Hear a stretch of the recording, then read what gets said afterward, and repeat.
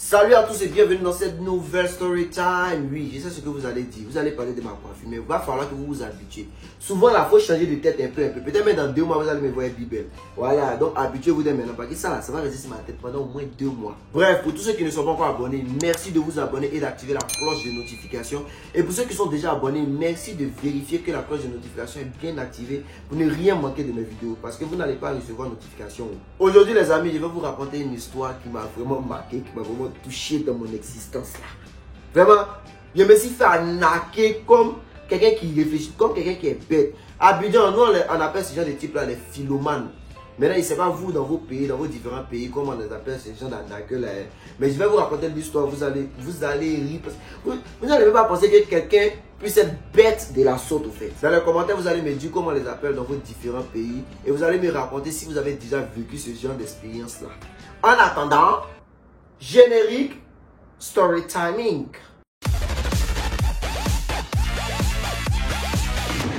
Pour tous ceux qui me suivent depuis longtemps, ils savent que mon père est proviseur. Donc on a l'habitude de nous affecter chaque 2-3 ans. Et cette année-là, on était à Port-Boué. On avait fait déjà 3 ans là-bas.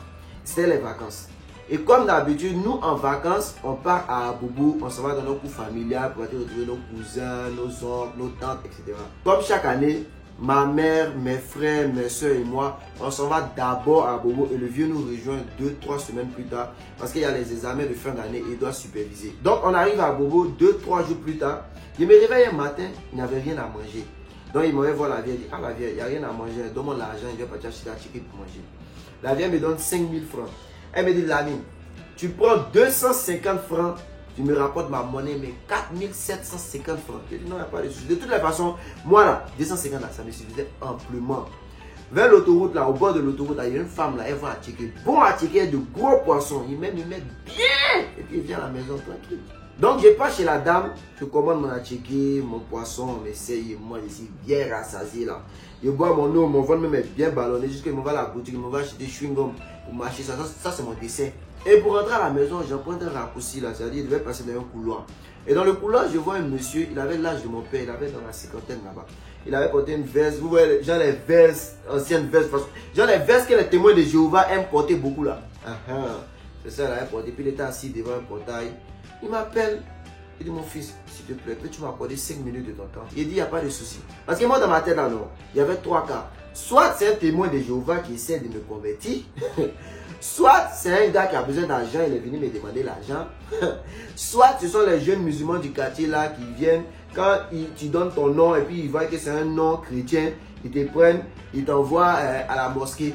Tu vas dire te convertir, ils disent que ouais, à partir d'aujourd'hui tu t'appelles plus Georges, tu t'appelles Karim, il ne faut plus que tu vas manger porc. En tout cas, moi, il pensait que c'était un entre trois là. Mais même si c'était un entre trois, moi, il n'allait pas pouvoir m'avoir. Puis moi, là, me connaît. Parce que moi aussi, têtu. Moi, je crois en Dieu. Tu vas venir t'arrêter devant moi, venir me raconter ce que je sais déjà. Moi, il ne va pas t'écouter. Ils savent ça parce qu'au quartier là-bas, là, une année, il y a des gars qui sont venus dans leur boubou. Genre, ils viennent me demander mon nom. Il fait exprès. Il m'appelle Mohamed, hein, mais il dit, il m'appelle Georges. Que non, on avait te parlé de la parole d'Allah, tout ça. Toi, tu es plus musulman que moi. Ils ont commencé les discours, ils ont fini là. Et dit, vous avez fini là. Ok. Moi là, il y a femme qui m'attend à l'hôtel. Et m'en va là-bas comme ça. Et comme ça, est-ce que je suis donné? Ah mon frère, viens nous suivre, on va partir à la mosquée, on va te baptiser, on va te changer de religion, tu vas devenir un bon musulman. Ce sont les meilleures chances pour toi pour partir au paradis. Il dit, mon frère, il te dit que il y a femme, fesses, cuit, qui m'attend. Maintenant, il y a un qui se lève là-bas, il me dit, petit, je vais te poser une question. Entre femme et puis Dieu, tu choisis qui est, choisis femme le Dieu. Et tu sens qu'il était devant moi maintenant. Ils ont vu que moi là, ici il est récupérable. Bref, pour revenir à l'histoire, je m'approche du monsieur donc pour essayer d'en savoir plus. Il me dit, petit, je vais te poser une question. Il dit, ouais, le Dieu, vas-y. Il me dit, quand tu regardes le monde dans lequel nous vivons actuellement là, qu'est-ce que tu penses? Il dit, aïe, qu'est-ce qu'il en pense comment? Il dit, petit, regarde tout ce qui se passe. Les nouvelles maladies, les guerres, la famine, tout ça. Qu'est-ce que tu en penses? Il dit, le vieux, on est déjà né où? Il me dit, petit, l'homme est en train de se détruire lui-même. Et ça, il faut que ça cesse. Il dit, mais le vieux, attends. Moi, tu me dis ça en tant que quoi, en fait? Moi, ici, Jésus. Je l'écoutais, il était en train de parler, il ne parlait pas. Mais en somme, ce qu'il disait, c'est quoi? C'est que l'homme est en train de détruire l'homme. C'est l'homme qui détruit la forêt. C'est ce qui crée la sécheresse. C'est l'homme qui est la cause de tous les problèmes de l'homme. Genre, c'est son discours, en fait, il est en train de raconter qu'il est là. Maintenant, il me dit, petit, pistolet apprend pour tuer l'homme. Qui a créé ça? C'est l'homme. L'argent à cause de quoi les gens tuent leurs frères, leurs soeurs, leurs amis à cause d'héritage, à cause de l'argent tue les gens. Qui a créé l'argent? C'est l'homme. Maintenant la partie la plus intéressante. Il m'a dit petit, tu sais ce que c'est que la saleté? Il dit ah, comment ça la saleté? La saleté c'est que moi ici en tout cas ce sont les ordures, tous les déchets, tout ça. Il m'a dit non petit. La saleté c'est ce que l'homme a créé pour détruire l'homme. Il me dit que les biens matériels, tout ça, c'est ça qu'on appelle la saleté. Parce qu'à cause des portables aujourd'hui là, quelqu'un peut tuer son ami. À cause des écrans plasma, quelqu'un peut tuer son ami. À cause d'ordinateurs, en tout cas, biens matériels, l'argent, tout ça, c'est ça qu'on appelle la saleté. Moi, si je l'écoute, je les regarde. Maintenant, il me dit, il faudrait que certains hommes agissent. Parce que si ça continue comme ça, la fin du monde est proche. Donc, certaines personnes doivent agir pour essayer de guérir cette plaie-là. Certaines personnes doivent purifier tout ce qui est saleté. Et il me demande, est-ce que tu as envie de faire partie de cette élite-là? Est-ce que tu as envie de faire partie de ces personnes qui vont révolutionner, qui vont changer le monde?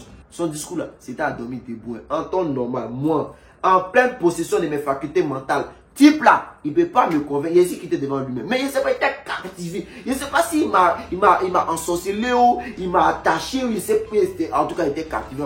Moi, je réponds, lui, mon vieux, il veut faire partie de cette élite là. Il me dit, ok. Et puis, il me demande, est-ce que tu as des saletés? Il veut dire par là, est-ce que j'ai les gens portables, l'argent, tout ce qui est bien matériel, quoi. Il dit, oui, mon vieux, il y a des saletés. Il y a le portable de ma maman qui était sur moi. Et puis, c'est la monnaie de ma maman, l'argent, 4750. Il me dit, ok, petit.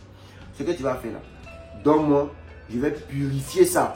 Comme ça là, demain là, personne ne pourrait utiliser ce téléphone là pour faire du mal à une autre personne. Personne ne pourrait utiliser cet argent là pour faire du mal à une autre personne. Moi aussi j'ai pris l'argent et puis le téléphone est mis dans mes petits là. Il a dit que moi-même, hein, je me connais. En temps normal ça là, ça ne me prend pas. Je suis trop avancé dans mon esprit. Mais type là avec quelque chose. Je ne sais pas c'est quoi, mais il a pris tout pour mettre dans les mains des types là. La meilleure, il dit il va purifier ça et puis il va me le donner. Mais pendant qu'il est en train de purifier ça, quelque chose qu'il doit faire, il dit c'est quoi le vieux? Il me dit, il y avait des poteaux électriques dans le genre, les poteaux électriques sont espacés de peut-être 40 mètres comme ça. Il me dit, compte les poteaux électriques là, jusqu'au 8e poteau. Sans te retourner, et puis tu reviens, il va te donner. En ce moment-là, ton portable et l'argent, c'est purifié. Moi aussi, on dirait un mouton. Voilà, moi, je suis en train de marcher au bord de l'autoroute, là, même en train de compter les poteaux électriques. Là, on dirait quelqu'un qui n'a pas cerveau. Il marche, il ne me retourne pas pour regarder derrière. Il marche pas un poteau, deux poteaux. Dans ma tête, il me dit qu'il a fait partie des élites. Genre, il fait partie des personnes qui vont changer le monde. Comment l'on peut être con jusqu'à ce niveau-là? Non, il est même. 8e poteau électrique. Je me retourne, je viens, je ne vois pas le monsieur. Il y a une tête, je regarde, je ne vois pas le monsieur là. Il est rentré dans la cour parce qu'il était à côté d'un portail donc il menait sur une cour. Il rentre dans la cour là, il vient demander. Et il dit qu'il ne connaît pas le monsieur qui est assis là. Il ne veut pas vu le monsieur qui est assis là-bas. Il dit qu'il a fait au moins 15 à 20 minutes à arrêter sur place avant de comprendre que ouais, je me suis fait en bob, je me suis fait avoir comme. Yeah! Mais je vais donner quelle explication à ma vieille en fait. Concernant son portable avec son argent. Je lui ai dit, quoi? Jean, maman. Il y a un monsieur qui dit que portable, l'argent, tout ça, c'est les saletés qu'il de lui donner, les saletés là. Il va rendre ça propre et puis il va me redonner. Et puis il est parti, les saletés là. Elle va me gifler. S'il n'a pas eu au moins 4 tumeurs au cerveau et 3 cancers d'oreille là, c'est que c'est pas mon moment. La vieille là va me dabar un point. Il dit qu'il s'est arrêté, mais il cherche l'explication qu'elle a donnée, même il ne trouve pas. Mon cher, il a pris direction pour Boué, chez mon papa. Parce que lui au moins là, lui il ne frappe pas comme ça. Si mon papa t'a frappé, c'est que ouais. Tu as déconné même. Et puis, il ne peut pas te frapper, mais à cause de l'argent.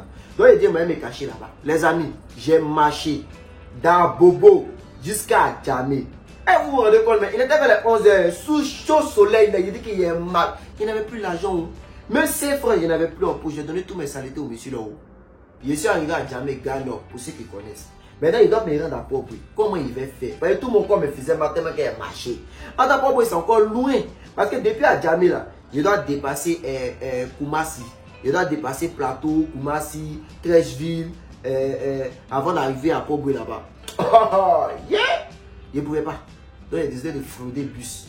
En tant que bus là, non, moi, c'est. Quand il prend le bus là, il y a un coin, il y a un arrêt à Koumassi là. Là-bas, là. Sur 10, au moins 9 fois comme c'est là qu'il y a le contrôleur. Donc, il ne voulait même pas arriver à Koumassi, mais il voulait m'arrêter à Makori. Je suis monté dans le bus à Djamé là. Jusqu'à Makori. Il arrive à Makori et il descend. Là, il n'y a pas de contrôleur. Parce que si le contrôleur m'a attrapé, puis on doit partir pour me libérer. Il dit que maman va me tuer. Il est marché encore pendant combien d'heures? Jusqu'à pour finalement arriver à Port Boué. Il arrive à Port Boué maintenant. Il arrive à la maison. vers les 21h, 22h. Il a dit qu'il a quitté la maison à 9h. Quand il a commencé à quitter Port-Boué à Bobo pour partir à Port-Boué, il était 11h. Il arrive à la maison 11h plus tard. Genre à Port-Boué 11h plus tard, vers les 22h. Tout mon corps me fait mal en train de pleurer.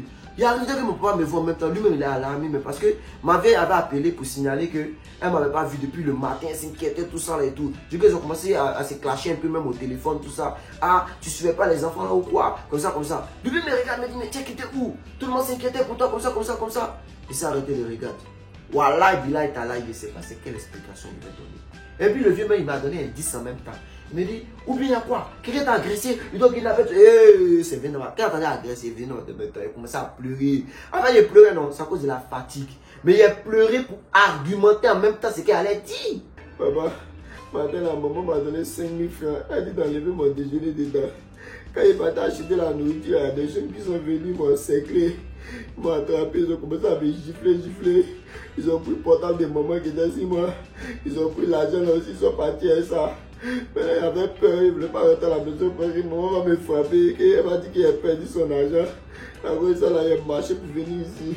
Il dit, hey, ils t'ont pas blessé, ton rien fait? Il dit, non, ils m'ont tapé un peu, mais ça va. Il dit, hey. Là, il me dit, il dit que ce jour-là, il était le chouchou de mon papa. Mon papa a préparé. Il m'a donné, j'ai mangé. Il a fait mon lit, tout ça, là, va te coucher. Habituellement, là, quand même me coucher là, si tu allumes le climatiseur sans son autorisation, c'est pas là. Tu vas finir mon courant. Mais ce jour-là, lui, il a allumé le climatiseur là pour faut dormir tranquillement. Et je l'entendais au téléphone, l'appeler ma vieille, l'expliquer à ma vieille. Je dis que ma mère à l'année. Il me fait pitié. Ceux qui ont fait ça à mon fils, là, ils sont maudits. Ce jour-là, il était le prince de la famille Sibi. Ah oui, faut pas t'amuser. Ma vieille dit à mon vieux, il faut lui passer le téléphone. Mon vieux me passe le téléphone. Ouais, ma vieille aussi le téléphone. Mon bébé, c'est comment? Il me s'est inquiété. Ton papa m'a expliqué ce qui s'est passé. Il sait qu'ils t'ont rien fait. Il a dit non. Ils m'ont juste tapé un peu, mais ils m'ont pas blessé ni rien. Il dit, Lamine, demain là, ton papa va t'accompagner, tu vas revenir ici. Hein. Il dit, maman, il dit, il fallait pas avoir peur, fallait inventer ça et comprendre. En temps normal. En temps normal, si elle veut expliquer la vraie version de l'histoire à ma maman, si ma maman m'avait pas giflé, je vais prendre ma tête sur mon cou là. Le lendemain matin, mon vieux me réveille. Il me dit, il faut t'apprêter, mettre déposer chez ta maman. Mais s'il lavé tout ça et tout, on est monté dans sa voiture, lui-même, il est parti me déposer à Bobo là-bas chez ma vieille. Et il a me déposé, il m'a donné 10 000, il prend les maisons 6 mois. Il était comme ça. Donc les amis, c'est la fin de la story time. J'ai déjà entendu plusieurs histoires par rapport à ces histoires de Philomène et tout ça. Donc je sais que parmi vous, ceux qui ont déjà vécu ça, expliquez-nous en commentaire, on va rire. Et n'oubliez pas de partager le lien de la vidéo à tous vos proches pour qu'ils puissent s'abonner. On doit atteindre les 100 000 abonnés rapidement afin de développer d'autres choses sur la chaîne. Vous connaissez. On va donc terminer cette story time comme d'habitude avec un beau proverbe, cette fois-ci cambodgien, qui dit Stronghold has prey. Ça veut dire la vie est parsemée de difficultés. Le plus important, c'est de les affronter. Il ne faut jamais cacher ces difficultés.